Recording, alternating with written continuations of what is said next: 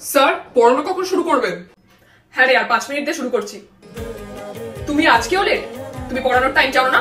তোমাকে কি আলাদা করে বলতে হবে? আর তোমার জন্য কি বাকিরা সবাই অপেক্ষা করবে? তো করবেন না অপেক্ষা। আমি তো আপনাকে অপেক্ষা করতে বলিনি, শুরু করে দেবেন আপনি। আর আমার স্কুটি খারাপ হয়ে গেছে, তাই জন্য আমার লেট হলো।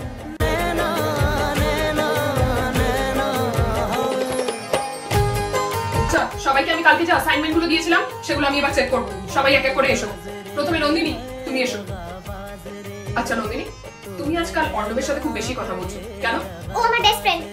কালকে রাতে যখন আমি ফোন করেছিলাম তখন আমার ফোনটা কেটে দিয়ে তুমি ওর সাথেই কথা বলছিলে না? হ্যাঁ, আমাদের মধ্যে কিছু গুরুত্বপূর্ণ কথা ছিল, তাই জন্য। আর তারপরে তো আমি তোমাকে ফোন করেছিলাম। এমন জরুরি দরকার যে আমার ফোনটা কেটে দিয়ে তুমি ওর সাথে কথা বলছিলে? তুমি আমাকে বলো কেন কেন কথা বলতে? আমার থেকে বেশি ইম্পর্টেন্ট কি করে হয়ে যায়? হাতটা ছাড়ো। হাতটা ছাড়ো স্যার। হ্যাঁ হ্যাঁ হ্যাঁ, ঠিক আছে। এ নাও তোমার অ্যাসাইনমেন্ট। তোরে নैना বড়ে দগাবাজ অর্ণব, এরপরে তোমারটা। এসো।